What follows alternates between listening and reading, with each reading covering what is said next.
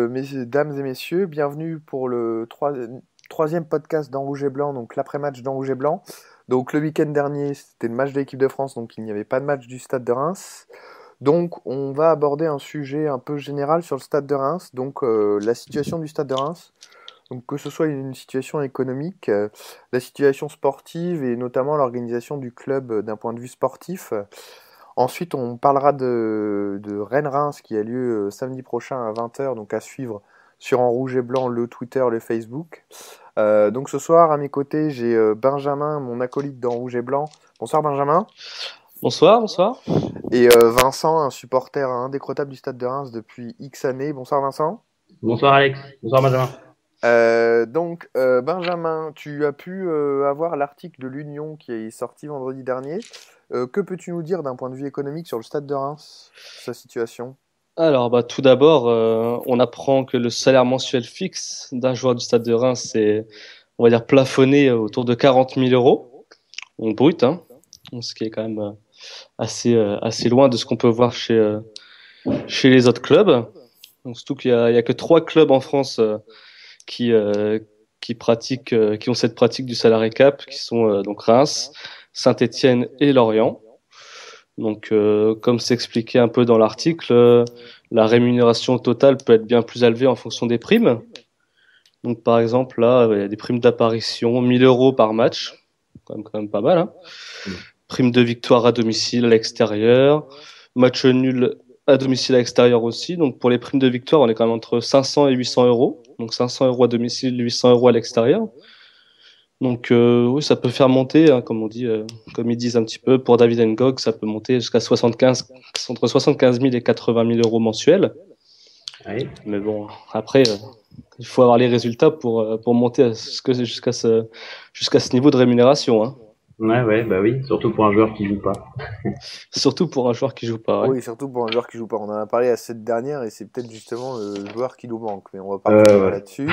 Mais d'un point de vue économique, c'est vrai que c'est intéressant comme stratégie au final d'être intéressé sur le résultat et je crois que Saint-Étienne est un exemple à suivre. Enfin, Caillot, je crois l'avoir déjà entendu parler de cet exemple à suivre.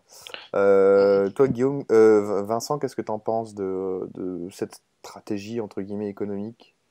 Bah écoute, je pense que ouais, les primes en fonction des résultats, je veux dire, c'est un peu la carotte qui va faire avancer l'âne. Mais écoute, si on regarde un petit peu les derniers résultats, on peut pas dire que ça motive trop les joueurs. Donc je sais pas trop quoi en penser à ce niveau-là. Ouais, je sais pas. Bon, après, donc la situation économique du club, je crois qu'on a un matelas de 7 millions d'euros en réserve, c'est ça, hein? Ouais, 7 millions 39, ouais. 7 millions 39.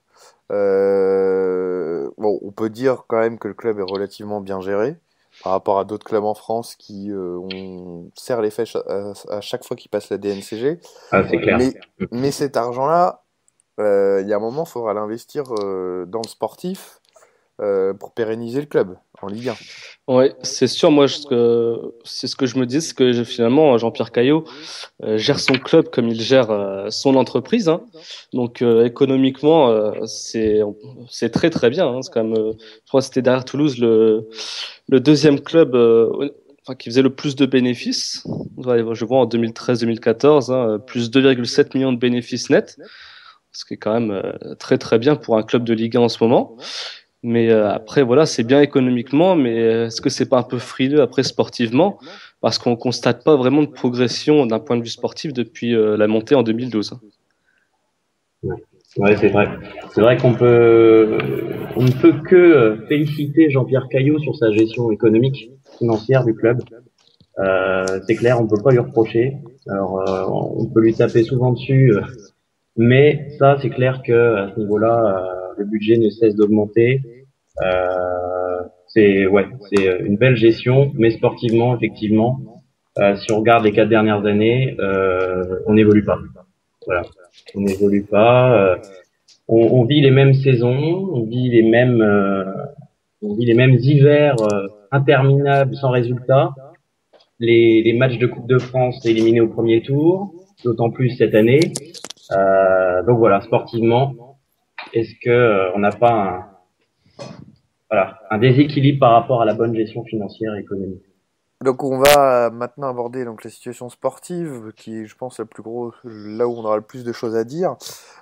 C'est vrai que sportivement, on a l'impression, enfin moi c'est l'impression que j'ai du club, c'est que on n'est pas forcément structuré comme les clubs de Ligue 1 qui y sont depuis 3-4 ans. Je vais prendre un exemple Caen, parce que on va dire, c'est un club relativement de la même qualité que nous, etc. Ils ont un directeur sportif, ils ont des recruteurs, etc. Et nous, d'un point de vue sportif, on manque clairement d'un directeur sportif déjà qui apporte euh, des contacts. Puis, enfin, ça s'apprend pas, le monde du foot. Jean-Pierre Caillot a beaucoup de qualités, mais le monde du foot, c'est quelque chose qui lui est étranger à la base, donc il peut avoir du mal. Et du coup, en fait, est-ce que on pourrait pas se servir de ces finances pour pouvoir recruter un bon directeur sportif nous permettant de rayonner un peu au niveau du recrutement et de réussir nos coups? Bah, je pense que tu as tout dit. Après, la situation est un peu similaire à celle de Marseille où finalement c'est le président qui choisit un peu pour tout le monde. Il n'y a pas vraiment de directeur sportif, oui, comme tu disais, qui peut apporter ses contacts, etc. Les joueurs, voilà, c'est Barbier qui les fait venir sur approbation du président, entre guillemets. Hein. Il ramène quand même beaucoup de joueurs. Il y a eu, il y a eu beaucoup de flops hein, ces dernières années. On pense à Attar, notamment, Bourillon. C'est des erreurs de recrutement, hein, très clairement. Et c'est des joueurs qui sont venus pour 1 million et quelques, qui sont repartis pour zéro. Hein. Après, Attar, c'est typiquement le genre de joueur, on le fait venir, c'est un avant-centre, on le fait venir, on le fait jouer sur un côté. Donc c'est pareil, quand on fait venir un joueur et qu'on met une certaine somme dessus, on essaye de le mettre dans des bonnes conditions pour que il puisse réussir. Et il a pas eu sa chance en tant qu'avant-centre. Non, il a pas eu sa chance. Je me rappelle, je crois que c'est un match où il marque, je crois que c'était contre Bastia, il marque et tout. Le Ouais. match d'après, il est sur le banc. Ouais. C'est compliqué, quoi, surtout pour un joueur qui vient d'arriver, etc., qui parle une langue différente. Je sais pas, la confiance aussi, c'est jouer plusieurs matchs de suite, quoi. Surtout quand on marque. Vas-y, allez. Mais alors, Benjamin, tu as parlé d'Alexandre Barbier. Moi, j'ai toujours été, on en parlait avec Guillaume en off la semaine dernière, j'ai toujours été étonné que c'est lui qui me disait ça, et c'est vrai qu'en Ligue 1, on recycle souvent nos anciens joueurs comme recruteurs, mais c'est pas parce qu'on a joué en Ligue 2 ou en Ligue 1 qu'on sait juger le potentiel d'un joueur. Enfin, je sais pas, Alexandre Barbier, il a quand même fait un voyage à Rome pour se rendre compte que Paredes n'était pas un numéro 8. Il n'était pas un numéro 6, pardon. Et il était un numéro 8. Ça, je suis désolé, pour un recruteur, c'est une faute professionnelle. Bah, je pense qu'il aurait été sur Football Manager, il l'aurait remarqué plus rapidement et plus facilement. Hein. Mais oui, c'est sûr que c'est un exemple typique, je pense. Ça demande quand même un minimum de travail, un minimum de connaissances, je pense. Après, c'est bien de vouloir garder les gens dans le club après leur carrière à Reims, hein, c'est très bien, mais est-ce qu'au bout d'un moment, faut pas faire passer l'intérêt de l'institution hein, c'est comme c'est bien représenté devant, enfin au-delà du reste. Hein. Je pense que il y a il y a quand même un travail à faire à ce niveau-là pour attirer des joueurs encore meilleurs et surtout bien les cibler et ne plus faire les erreurs de recrutement qui ont été faites auparavant. Ouais, c'est vrai que c'est le genre d'erreur qu'aurait pu peut-être éviter un directeur sportif. Voilà. C'est vrai que je dirais que séparer les pouvoirs entre guillemets du financier, de la gestion et puis vraiment du sportif, ça serait une bonne chose. Et ouais, comme vous l'avez dit, hein, Attar, Albec, ça a été le mercato de toutes les erreurs, hein, même si Attar a pas eu sa chance. C'est quand même voilà plusieurs millions qui ont été mis. C'est clair que ouais, un directeur sportif, moi je suis archi pour. Alors, moi, je pense que le frein à ça, c'est que Caillou perdrait de l'influence au sein du club, forcément, Oui, sportivement. bien sûr. Et que en plus, en ce moment, on sent quand même qu'avec Perrin, il y a pas une bataille d'influence, mais presque. Parce que Perrin a voulu Guégan, Caillot en voulait pas forcément, et c'est pour ça que Caillot avait pris Vasseur. Mais enfin, on a l'impression que même en haut, les deux actionnaires principaux et présidents ne marchent pas, comment dire, sur le même, enfin, ne sont pas sur la même longueur d'onde.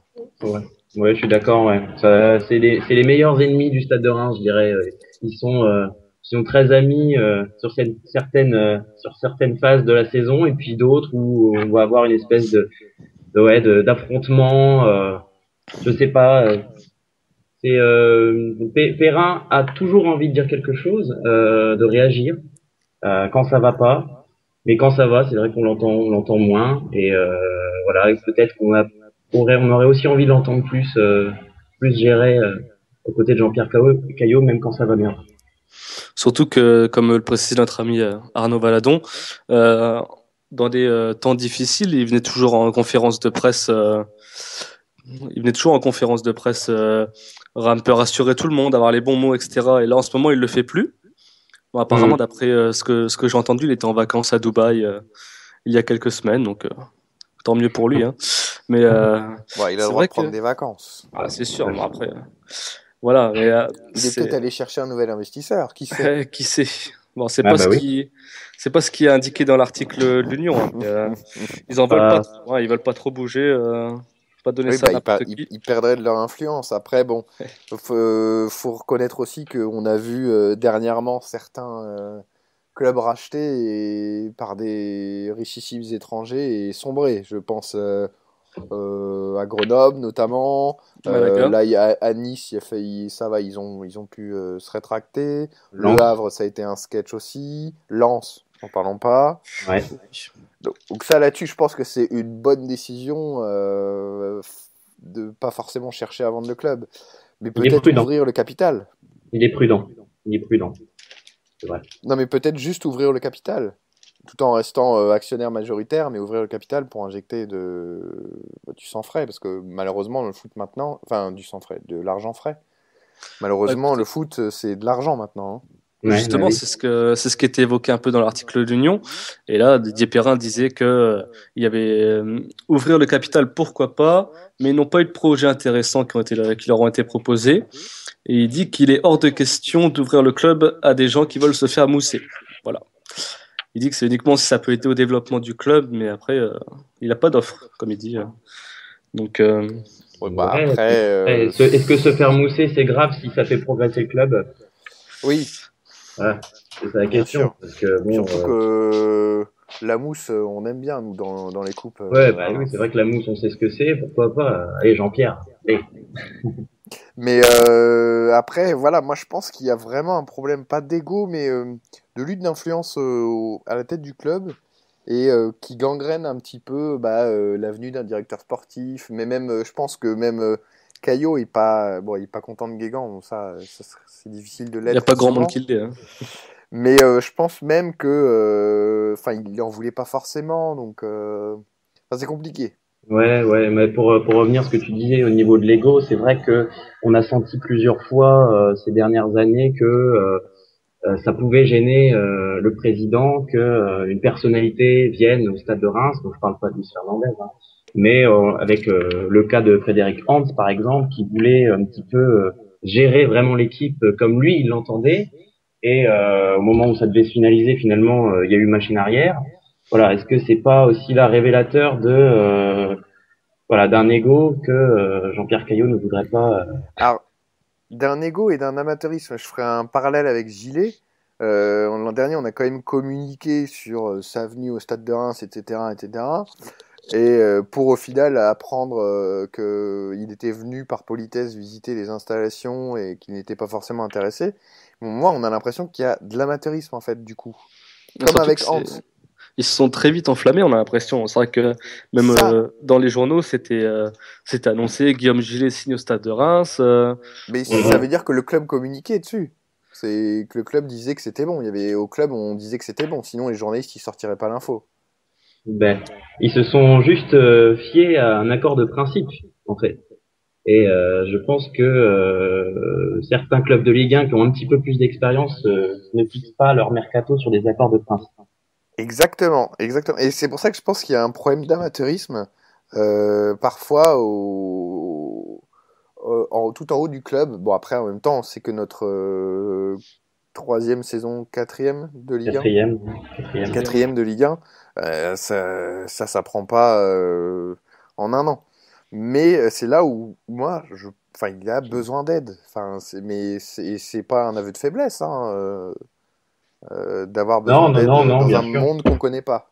Mais il faut faut savoir le dire, j'ai besoin d'aide. Et ça, c'est vrai que c'est un petit peu, ça semble un petit peu compliqué.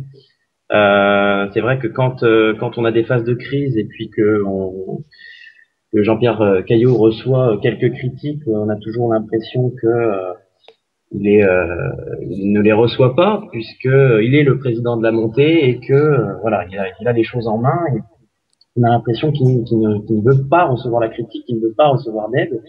Enfin, moi, c'est l'impression que j'ai, et qu'il est sur son nuage depuis la victoire contre Monaco en 2012 et que voilà, là, je sais pas.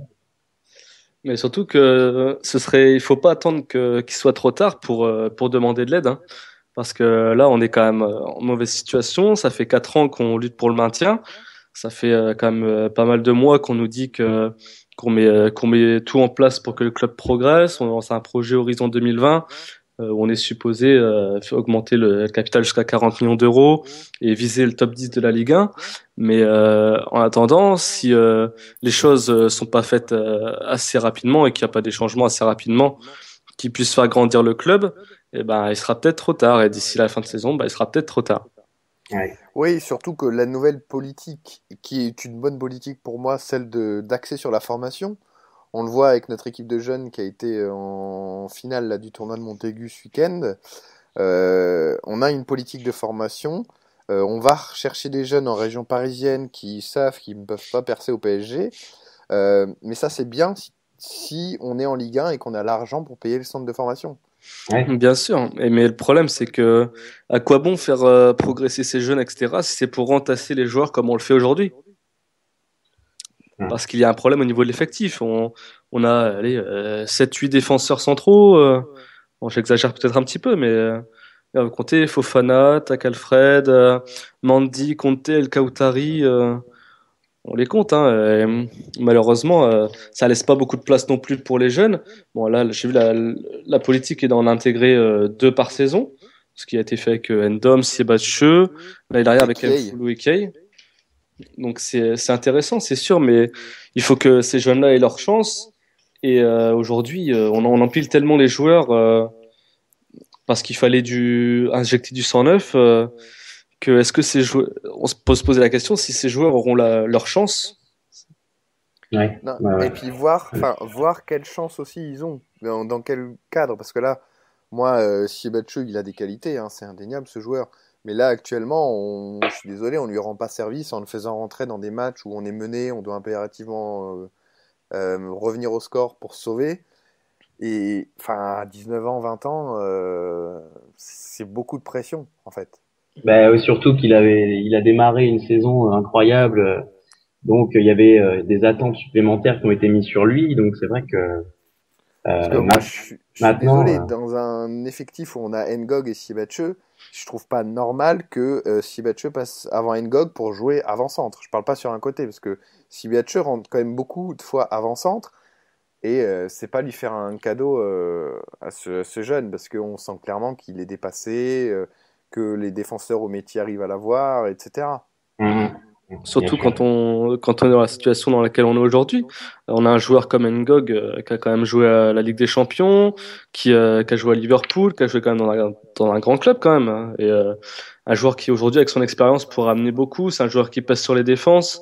Et aujourd'hui, on se prive d'un joueur comme ça, eh ben, qui, comme tu disais la semaine dernière, encaisse son chèque, pardon, et qui finalement ne permet pas, n'apporte pas au club ce qu'il pourrait apporter. Ouais. Exactement, surtout qu'en plus, autant avant, le faire jouer alors qu'on n'avait pas le ballon et pas d'occasion, c'est compliqué et qu'on avait du mal à s'approcher des 18 mètres parce que c'est un joueur, c'est un finisseur dans les 18 derniers mètres. Là, on a quand même des occasions franches à chaque match. Ah oui. Et donc, du coup, si lui était là pour en mettre une au fond, ça nous aiderait grandement. Ah oui, surtout qu'on fait 35 centres la semaine dernière et on a deux attaquants qui font 1m70. Donc, il y a un souci quelque part, je pense, hein, quand même. Mais oui, je pense qu'il faut retenir les leçons. Il faut se projeter un an en arrière et ce match incroyable de David Ngog à Evian qui nous maintient. Voilà. Je pense Du que coup, tu veux qu'on refasse une vidéo, c'est ça, Vincent? une vidéo.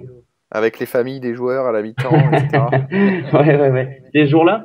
Oui, c'était ce jour-là. Ah oui, d'accord. Bah écoute, Ça si ça marchait. marche. Si Ça ça a marche. marché, mais non, mais oui. Après, moi, sur le club, je pense qu'il y a un moment, il va falloir prendre des risques aussi sur le marché des transferts. Quitte à faire un transfert plus, parce que là, notre maximum, c'est quoi? 2 millions d'euros? Non, peut-être moins, 1,5 million. 1,5 million, c'était Kankava, je crois, hein. Ouais, Kankava, c'est Ouais, c'est ça. prendre. Bon, là, on a pris les risques et franchement, sans Kankava, on serait bon, à la place de Toulouse, peut-être. C'est Il fait quand Ouais. même une très bonne saison. Et c'est reprendre des risques et essayer chaque été. Alors certes, c'est prendre des risques. Si ça marche pas, bah, le club est en danger. Mais il va falloir prendre ces risques-là si on veut franchir un palier en Ligue 1. Et d'autant plus que c'est un peu le chat qui se mord la queue, c'est-à-dire que on se limite un petit peu sur les transferts pour pouvoir atteindre les 40 millions qui nous permettraient ensuite d'attirer de nouveaux joueurs, etc. Donc voilà, si sportivement ça suit pas, est-ce qu'on va y arriver? C'est ça, à l'horizon 2020, voilà. Euh, pour Surtout nous, que pour attirer des joueurs, jouer le maintien chaque année et ric-rac, c'est pas sexy. non, C'est sûr que ça attire pas grand monde, hein. C'est peut-être aussi une raison pour laquelle Gilet est pas venu, a préféré rester à Anderlecht et puis 6 mois après est parti à Nantes, hein. Parce que Nantes, Qui... justement, a franchi ce pas que nous, on n'a pas encore franchi.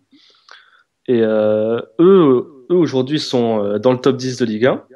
Eux arrivent à attirer des joueurs quand même de qualité. Et voilà, Après, c'est un parcours un peu comme Nantes a fait qu'il faudrait que l'on ait passé les mêmes étapes que eux ont pu passer ces dernières années. après, c'est compliqué parce que eux, ils ont quand même une base de supporters très solide, un plus grand stade, donc ça rapporte plus d'argent. Et le centre de formation, il est là depuis un moment. Le centre d'entraînement au top, il est là depuis un moment. C'était un club déjà bien plus structuré à la base. Et franchement, c'est comme Saint-Etienne pour moi il y a 10 ans, quand ils sont enfin 15 ans maintenant, quand ils sont remontés en Ligue 1. C'est difficile d'espérer suivre cette trajectoire parce qu'ils ont un réservoir de supporters qui et une passion en fait derrière ce club que nous on n'a pas, malgré ouais. notre histoire. Bah oui, puis Nantes n'a pas connu la liquidation et même il s'avère que même avant 91, quand on regarde les affluences à Delaune, les matchs de Ligue 1 étaient, il y avait pas grand monde en fait, hein. Il y avait pas plus de monde que maintenant. Donc c'est vrai qu'il y a peut-être une culture supporter, je dirais peut-être un peu moins présente que Nantes, mais ouais, est-ce qu'on peut prendre exemple sur Nantes? Ouais, Moi, je même pense que l'exemple à prendre, c'est plus Lorient,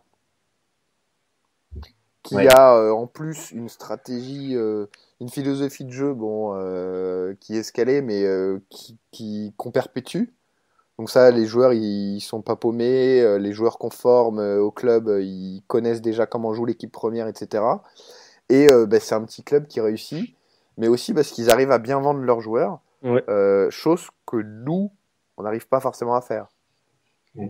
C'est vrai qu'on voit que Krikoviak est parti pour 4 millions et demi, 5 millions. Ah, il y a un bonus, mais sur la prochaine revente. Donc normalement, on devrait toucher un petit pactole. sur le Barça, ouais. Non, non, mais normalement, il y a 20 à 30%, je crois, hein, sur la prochaine revente. Il y a Donc 30%, ouais, je crois. voilà, on parle de 30 millions d'euros, ça fait 9 millions d'euros. Ouais. C'est pas négligeable. C'est sûr, hein. Au final, on leur aurait vendu 13 millions d'euros. Mais après, moi, c'est plus, par exemple, au Nyangé, c'était le vendre quand il sort de sa saison folle en Ligue 1 en Angleterre. Ouais. Mais après, il faut avoir le plan B directement derrière pour le remplacer. Chose, Bah, ouais. et c'est pareil, on en revient toujours au même problème qu'on n'a pas préparé parce qu'on n'a peut-être pas le directeur sportif qui anticipe, qui. Voilà. Je pense que oui, c'est des choses qui se préparent quand même à l'avance. On sait que les joueurs vont être convoités à l'intersaison après une bonne saison. Et c'est vrai que ce travail n'a peut-être pas été fait, raison pour laquelle Onyangé est toujours chez nous aujourd'hui. Et malheureusement, bah, les performances qu'il a pu faire la saison dernière ne se répètent pas cette saison. C'est vrai que cette saison, c'est quand même pas le top du top au milieu, hein. Mais bon, après, on compte sur tous les joueurs hein, pour aller chercher ce maintien. Et je pense que oui, il y a peut-être des joueurs qu'on aurait pu vendre à un bon prix et qu'on aurait éventuellement pu bien remplacer si le travail a été fait en amont. Oui, ben c'est ça, parce que le problème avec Prince, c'est qu'il s'était rendu indispensable à ce moment-là. C'est-à-dire que quand on a commencé à entendre parler de transfert pour Nyangé, moi personnellement, je voulais pas qu'il parte. Mais J'aurais été le regarde, premier à hurler s'il était parti. Il avait mis regarde, 8 buts. à Caen, N'Golo Kanté, il était indispensable l'an dernier. Ils ont anticipé sa vente. Sa vente a mis un peu de temps parce que Marseille était intéressé mais voulait pas allonger l'argent. Puis Leicester est arrivé, ils ont touché le pactole, ils avaient déjà le remplaçant. Ouais, mais voilà, mais c'est que ça se travaille en amont. Ça se travaille en amont, ça se prépare et un joueur, faut aussi savoir le vendre au bon moment. Hmm. Parce que là, j'avoue qu'Onyangé, il a perdu 50% de sa valeur, quoi. Comme Mandy, hein. Comme Mandy. Mandy, c'est terrible. Enfin, après, Mandy, pour moi, fallait le garder l'été dernier, Oui, etc. Parce je que... suis d'accord. Mais c'est vrai que sa saison, là, elle est vraiment pas bonne. Ouais. Ça en revient à ce que je crois que c'était Guillaume Sarnelli qui disait ça la semaine dernière. Est-ce que le fait de l'avoir passé dans l'axe a été une bonne chose pour lui? Je ne sais pas. Bah, pour moi, l'axe à 4 défense, enfin, dans une défense à 4 oui. Moi, je trouve qu'il a pas fait au début de saison, quand on bat l'OM, etc. Je le trouve pas mauvais dans l'axe. Mais il y a eu une cassure à un moment dans la saison. Et là, dans la défense à 5 parfois, il est paumé. Ouais, il est perdu, ça se voit hein, sur le terrain. Hormis son match de Bordeaux où il avait fait vraiment un super Un match. grand match, oui. Mais sinon, oui, il semble perdu. Surtout que c'est pas un poste auquel il joue depuis très longtemps. Et jouer dans une défense à 3 comme ça, alors qu'il était habitué, il commence à prendre ses marques dans une défense à 4. Ça l'a peut-être un petit peu perturbé, que ce soit dans son placement ou dans sa concentration, peut-être. Mais bon, après, c'est un professionnel, on sait qu'il fera tout pour s'adapter au mieux. Mais après, est-ce qu'il faut pas éventuellement aussi, est-ce qu'il faut pas s'adapter aussi, adapter le système aux joueurs? Parce qu'on a les joueurs pour jouer en 4-2-3-1, dans lequel ils sont tous beaucoup plus à l'aise. Ça fait des semaines qu'on le dit, hein. Euh, on repasse seulement à ce système quand on est mené. Donc, ce qui veut dire à peu près à la 15e minute de chaque match. Donc, voilà pourquoi ne pas adapter le système aux joueurs. Surtout que je pense que eux ne seraient pas contre, loin de là. Et dans ce cas-là, ça irait peut-être beaucoup mieux sur le terrain après. Hmm. Ouais. Donc, pour en revenir à notre sujet sur la situation du Stade de Reims, maintenant, on va parler des infrastructures. On sait qu'il y a un nouveau centre d'entraînement, que le centre de formation est terminé, que le stade va y avoir la pose d'écran géant cet été, d'une nouvelle pelouse hybride, donc normalement plus trop de problèmes de pelouse. Là-dessus, on peut quand même tirer notre coup de chapeau à la direction. Le club se structure bien. Quand on voit par exemple d'autres clubs qui sont très mal gérés, je pense notamment à Bastia, là-dessus, on peut leur tirer notre chapeau, non? Tu vas pas te faire des amis à Bastia, à mon avis, hein. Mais Ouais, mais ils nous aiment pas non plus, donc c'est vrai aussi. Oui, c'est vrai que là, il y a 2 millions qui ont été investis pour la pelouse et les écrans géants. Donc pour la pelouse surtout, c'est très bien, hein. Je veux dire, on voit un petit peu qu'à chaque année à la même période, eh ben, c'est la cata, hein, ça se dégrade. Et surtout que c'est dans ces moments-là qu'on lutte pour le maintien. Donc si on veut poser le jeu, construire, c'est quand même mieux de le faire sur une bonne pelouse. Et Ouais. après, les écrans géants, c'est vrai que c'est dans quasiment tous les stades de Ligue 1. On est un peu les seuls à ne pas en avoir, je crois, hein. Ah bah ça, c'est une erreur quand on a eu le stade en Ligue 2. Enfin, c'est une erreur, quoi. Quand le stade il était livré, on avait Ben, raté ce passage-là, quoi. le problème avec ce stade, c'est il a été livré à un moment où il était déjà démodé, puisqu'il a Oui, été dessiné et conçu en presque 10 ans avant. Et c'est vrai que c'est des petits trucs comme ça, un peu high tech, voilà, un peu différent, un peu moderne qui manque à ce stade. Et je pense que c'est une bonne chose quand même. C'est en termes C'est peut-être de aussi des, d'image. c'est peut-être aussi, je pense, des arguments supplémentaires pour faire venir les supporters au stade, hein, parce que bon là, 61% de taux de remplissage moyen cette saison, c'est quand même assez faible malgré la réforme des prix, des tribunes, etc. cet été. ah ouais, enfin bon, on a quand même toujours une politique tarifaire très élevée, Bah, hein. très élevé. On a Ouais. Ouais. on a les abonnements, on est à la septième place des abonnements les plus chers, je crois, mensuels. Un minimum 180 euros en virage pour l'année, c'est quand même assez cher, je pense. Surtout quand on voit Quand on voit le spectacle. quand on Ouais. voit le spectacle, c'est sûr. Mais ça prête à réflexion. Hein. Est-ce que on met des abonnements et des places chères au risque d'avoir un stade vide, comme en ce moment, ou est-ce qu'on baisse le prix des places et des abonnements pour avoir plus de monde? Après, il y a un Après, facteur qui est le spectacle, et ça, dans tous les cas, le spectacle il est pas bon. Donc voilà, dans tous les je cas, ça fera pense, pas venir plus de monde. je pense clairement que de toute façon, là, les 9000, 10 000 en gros qu'il y a à chaque match, c'est la base solide des supporters qui sera là, quel que soit peut-être pas le prix, mais la place du club, en Ligue 1 au moins, je parle, hein. Euh, mais est-ce qu'on pourrait pas, avec une politique de prix agressive, attirer de nouveaux spectateurs, quitte à augmenter les prix après, une fois qu'ils sont tombés dans la marmite et que voilà, ils sont infectés du virus Stade de Reims. Surtout que je pense pas que non plus que ce soit très avantageux économiquement d'avoir des prix plus hauts, mais d'attirer personne. Ils baisseraient un peu leur prix, on monterait à 17-18 000 spectateurs par match. Je pense que ce serait aussi bon économiquement que d'avoir 10 000 personnes 10-12 000 personnes à tout casser à un prix plus élevé. Exactement, et ça aiderait l'équipe parce qu'il y aurait plus d'ambiance, Ouais. et l'équipe aurait une meilleure image, pardon. Enfin, moi je suis désolé, si j'ai le choix entre signer entre deux clubs, si tu vois un match où il y a un stade vide et l'autre où le stade est aux trois quarts plein et que ça chante, Ouais. euh, C'est peut-être ce qui a fait la différence pour Guillaume Gillet aussi, hein. peut-être, mais Ouais. là-dessus, moi je pense qu'on a tout à gagner à remplir notre stade, comme tu dis, aller 16 000 de moyenne sans vouloir trop viser la lune. 16 000 de moyenne, je pense qu'on aurait clairement tout à gagner d'un point de vue image. Même, on le voit, le Stade de Reims dans les médias nationaux, on en parle très peu. Dans les émissions spéciales Ligue 1, etc. Cette année, on a beau avoir fait un bon début de saison, on était en haut, etc., à la même place que des Caen ou Angers. On parlait beaucoup plus de Caen et de Angers que de nous. C'est Hmm. pareil, c'est qu'il y a aussi une image sexy à donner au club. Ouais, je crois qu'il y a quand même une certaine cassure entre le public et son équipe et son club avec la montée en Ligue 1, paradoxalement.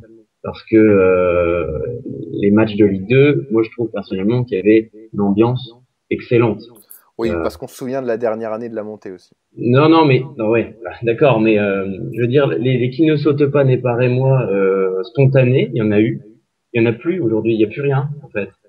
Et moi, ce qui me choque par rapport à ça, c'est le manque d'initiative, de remise, à part les packs, plusieurs matchs, machin, où tu fais croire euh, que c'est une bonne opération, alors qu'en fait, c'est pas très très avantageux.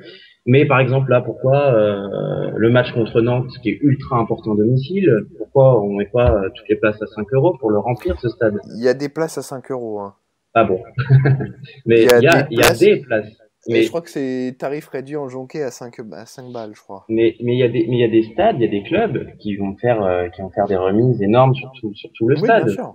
Et c'est pas en mettant des 5 euros dans la jonquée uniquement que tu vas faire forcément venir les gens. Je veux dire, il, il faut des trucs, voilà, il faut des affiches, il faut des remises, si on veut que le public soit là pour se maintenir, il faut l'intégrer, et pas uniquement avec des messages sur les taxis, je vais au stade, je sais pas quoi. Oui, et faire monter la sauce aussi en ville, enfin, par des affichages, une campagne de com, je sais pas, mettant en scène la cathédrale, machin, des montages, enfin, il y a ça aussi, je pense, qu'il faudrait faire.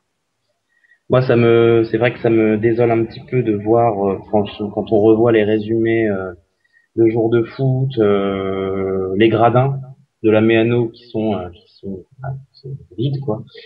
Ça me fait un peu de la peine, quoi. Ça fait niveau télévision, ça fait un peu tâche. Voilà. Ce qu'on aurait Ouais, à Ajaccio. ça, je suis d'accord. Ouais. On en revient un petit peu sur l'image du club, hein, comme tu en parlais. Mais après, voilà, c'est le club qui a privilégié une stratégie différente de celle que nous on voudrait. Après, hein, c'est eux qui font les choix, c'est pas nous, hein. Mais eux, ils préfèrent privilégier une stratégie qui est basée sur des services, donc que ce soit des sièges rouges ou je ne sais quoi, plutôt que de baisser les prix pour attirer plus de monde. Bon, bah, on voit bien aujourd'hui que malheureusement, eh ben, c'est pas très efficace, hein. Mais cette Donc, stratégie, elle peut marcher s'il y a des résultats. Là, on serait top 10, le stade, on n'aurait pas cette discussion-là. Il serait peut-être pas plein à chaque match. Il y aurait du monde.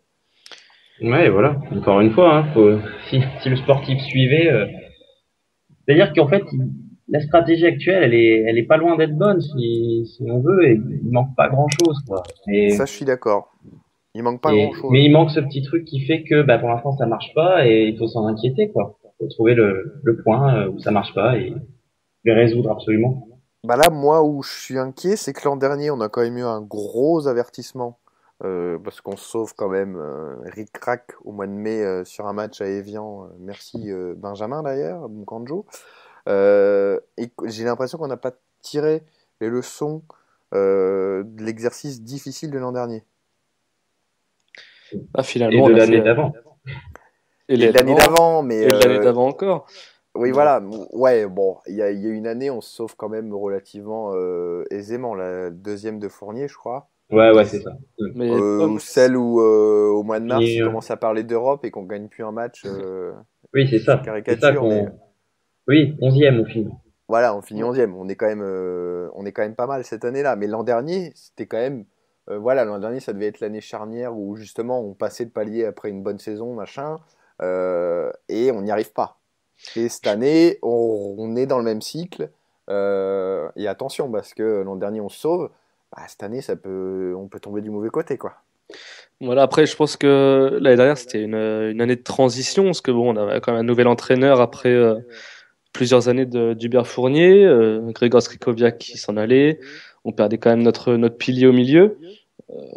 Cette saison, je pense qu'on aurait dû, voilà, justement, comme tu disais, tirer les leçons de l'année dernière, et c'est ce qu'on pensait qui allait être fait, parce que on a quand même fait un recrutement qui est quand même pas mal. Kankava, bon, Bulot, malheureusement, c'est quand même souvent blessé, donc c'est pas non plus top top. Traoré qui fait quand même une bonne saison dans l'ensemble, hein, et, très bonne saison, même c'est un des meilleurs Rémois. Euh, le recrutement dans l'ensemble est réussi, mais le problème c'est que je pense que voilà, on aurait. Est-ce qu'on s'est pas un peu enflammé sur le sauvetage du club par Olivier Guégan pour lui redonner comment dire, lui reconfier sa confiance pour une saison entière, alors que c'était quelqu'un qui n'a aucune expérience, hormis ces 7 matchs. Bah, on voit qu'il y a d'autres clubs qui ont fait ça. Toulouse avec Arribagé C'est planté. s'est planté. Bastia, ça commençait à se planter. Ils ont dit à printemps de se barrer et là, ça décolle bien, hein, Bastia, hein. Et nous, bah, on n'est pas loin du plantage. Ouais. Il n'y a que Lorient avec Sylvain Ripoll qui. Oui, mais j'en parlais tout à l'heure, il y a la continuité de philosophie de jeu. Voilà. euh, et ils arrivent à vendre très bien leurs joueurs. Enfin, Ayou, ils l'ont vendu très cher. Ils ont pris Waris et Mukanjo pour remplacer Mm. Jordan Ayou. C'est pas mal quand même, c'est qualitatif. Ouais, ben c'est sûr que en termes de qualité de jeu, enfin, moi ce qui m'interpelle, c'est que en trois entraîneurs, euh, on a l'impression qu'on voit toujours le même style de jeu finalement. Je sais pas, cette absence de fond de jeu justement, un système qui ne fonctionne pas.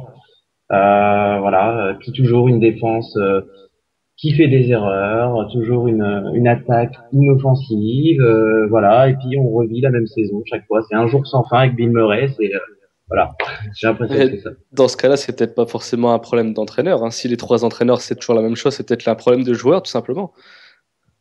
Mais De même toute quand les façon, joueurs changent aussi, c'est ça le problème. oui, voilà, il y a des joueurs qui changent en plus.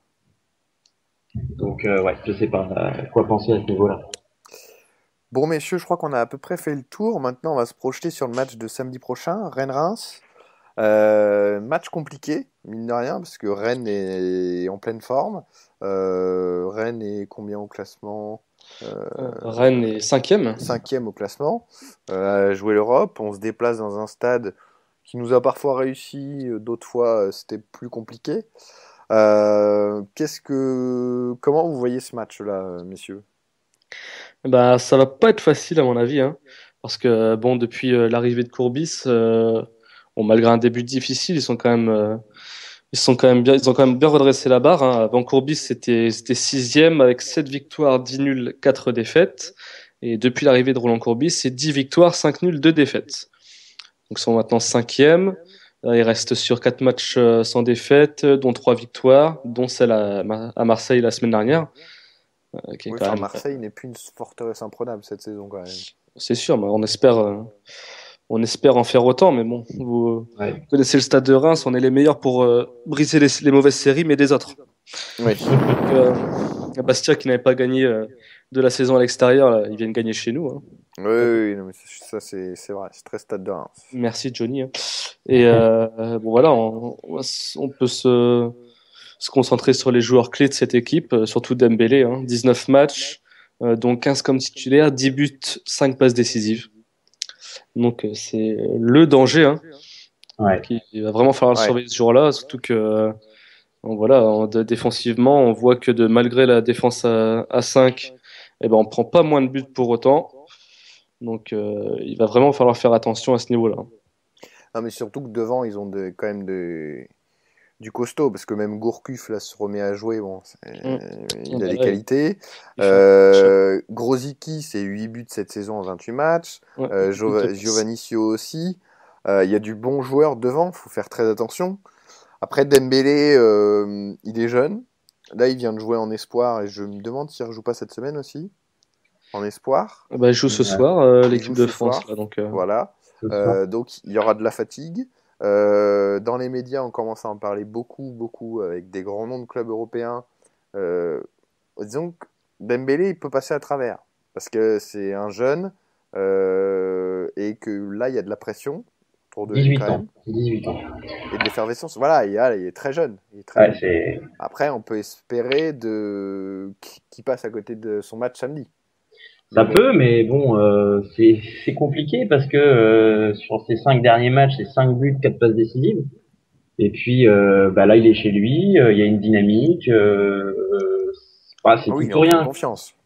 Soit en fait, soit il passe à travers de son match, soit il le réussit complètement. Donc C'est ça. c'est un peu ça le problème. Il met quasiment un but, une passe décisive à chaque match. Alors là, faut s'attendre à quoi? ouais, Alors surtout que oui, c'est pas le seul joueur qui est en forme en ce moment, hein. Il en y plus, a ouais. Falou Diagne, qui est défenseur central, qui met quand même 3 buts, je crois, sur les 3-4 derniers matchs. Après, voilà, hein, Giovannicio, 6 buts, 5 passes décisives cette saison. Grosicki, 8 buts, 2 passes. Gourcuff qui met 2 buts la semaine dernière. Ça va être compliqué, mais bon, après, il va falloir faire le match qu'il faut, hein. Souvent, on voit quand même cette saison qu'on est quand même plus à l'aise à l'extérieur, hein. Même si on fait des grosses erreurs, on arrive souvent à les rattraper, hein, comme à Monaco. Donc, il va falloir s'appuyer là-dessus et qu'il faut qu'Olivier Guégan trouve la solution pour contrer tous ces joueurs-là. Surtout que Ouais. la défense rennaise c'est pas l'assurance tout risque. Ils en prennent Non. deux à Marseille. Enfin, ils prennent des buts assez souvent quand même. 12e, Ils en ont quand 12e même, défense cette année. 12e ils en défense. ont quand même pris 4 par Bordeaux.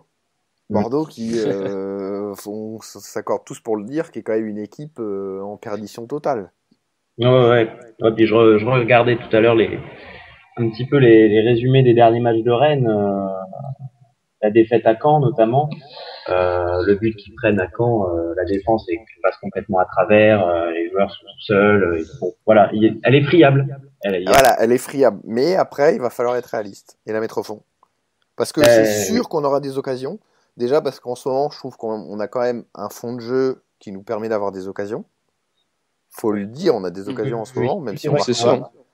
Donc là, il va falloir vraiment la mettre au fond. Après, moi, là où je suis optimiste, c'est que Reims, à l'extérieur, comme disait Benjamin, on réussit plutôt bien.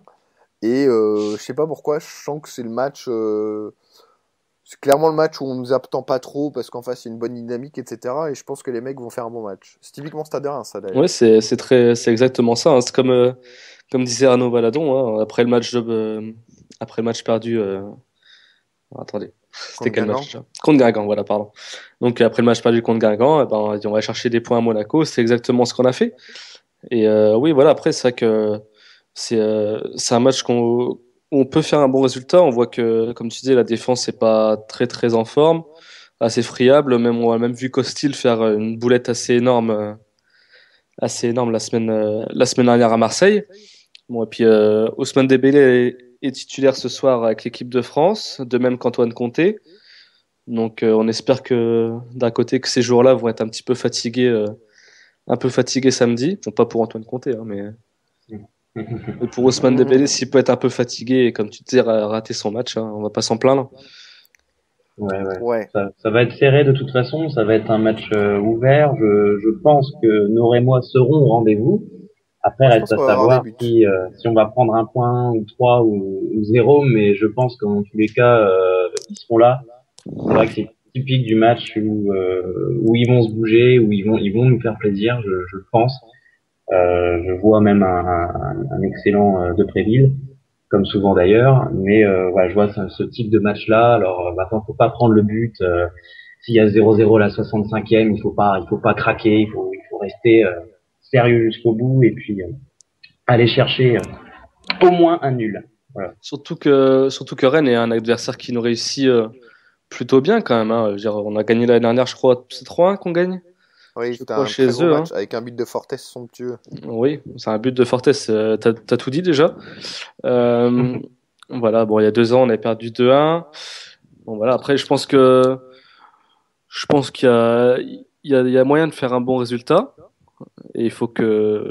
On n'a pas le choix, on est dos au mur. On n'a pas le droit à l'erreur. Il faut aller chercher des points. Et si nous on fait un faux pas, je pense que le Gazélec, bon voilà, il faut que le Gazélec fasse un faux pas aussi. Donc il faut pas qu'on compte sur le résultat des autres. J'ai la journée sous les yeux. On va dire nos concurrents pour le maintien. Donc le Gazélec reçoit Saint-Étienne.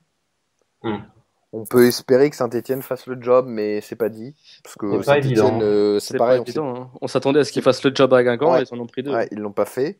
Bon, Toulouse, est-ce qu'on le considère comme un concurrent? Je sais pas trop, mais ils reçoivent Caen. Ça dépend. Mais plus intéressant, il y a un Guingamp-Montpellier, qui sont bon Guingamp maintenant est un peu au-dessus, mais Montpellier, on est qu'à 2 points derrière, je crois. Donc ça peut nous intéresser. Et Bordeaux va à Monaco, donc ils vont à mon avis perdre des points encore. Montpellier est à 3 points, donc on va dire une victoire de Guingamp, ça allait faire monter Guingamp, mais Montpellier reste à proximité. Ouais. On gagne à Rennes, on vient à égalité avec Montpellier. Voilà. Avec des si, on est dans le top 10. Mais on serait champion de France. Mais... Exactement. Mais bon, du coup, messieurs, pour finir, un petit pronostic pour ce Rennes-Reims. Bon, je partirais sur un match nul un partout. Bah écoute, moi en réfléchissant cet après-midi, je voyais un 2-1 pour Rennes. Voilà. Mais j'ai envie de mettre un match nul comme Benjamin. Un partout. Bon allez, moi je mets 2-1 pour Reims. Je suis optimiste, j'y crois. Bon bah messieurs, merci de votre participation pour le podcast dans Rouge et Blanc. Merci à toi. Donc la semaine prochaine, on débriefera le match à Rennes et on se projettera sur le match suivant qui est, je crois, la réception de Nantes. C'est ça. Et puis donc retrouvez-nous toute la semaine pour l'actualité du Stade de Reims sur les divers réseaux sociaux et on sera en live de toute façon samedi pour le match. Donc merci messieurs et bonne soirée. Merci.